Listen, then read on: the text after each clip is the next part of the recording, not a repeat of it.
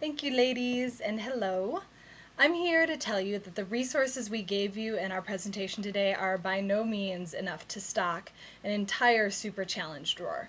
So I wanted to give you a few more ideas on where you could find additional resources both to fill up your drawer and to justify your reasons for developing a Super Challenge drawer in the first place.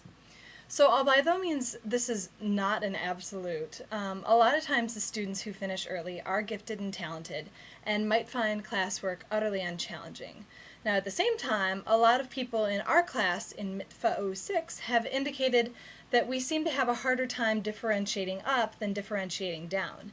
And that might be just because it's more work and brain power to actually plan more difficult pieces to a lesson rather than just break a lesson down into more manageable pieces for students who need help with that. So therefore, I want to tell you about a few gifted and talented resources that we found helpful and applicable to elementary school classrooms. Now, as we've learned before with many special ed modifications, many of the suggestions that these resources offer you can be utilized across the spectrum of students in your class. Now, the Gifted Talented Handbook for students aged 10 and under by Judy Galbraith is originally from 1984 and it's a bit dated. Now, a new edition came out in 1999. Oh, apparently Cricket wants to be in the video too. But I didn't have a chance to peruse the new video. Or the new book. But I can tell you that the 1984 edition provides a good checklist for what quality extension activities or super challenges should look like. So you might want to make a copy for yourself or keep a copy in your student resources so that students can kind of self-monitor and make sure they're on the right track with their projects. And this would also be a good list to have on hand if a parent contacted you unsure of why this extra work was put into place, so that you can explain that it's not just extra work, that it really is relevant. And you can find that in the book under 10 Things to Do to Make School More Cool.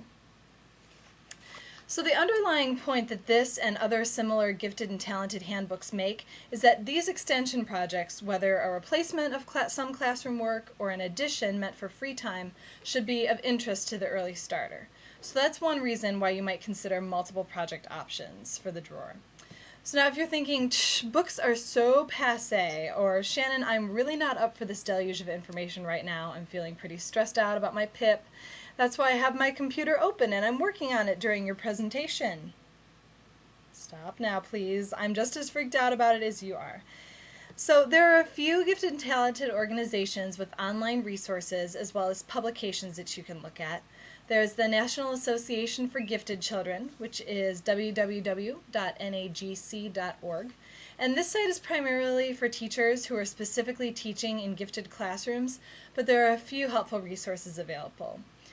You can look at the Council for Exceptional Children, which is cec.sped.org.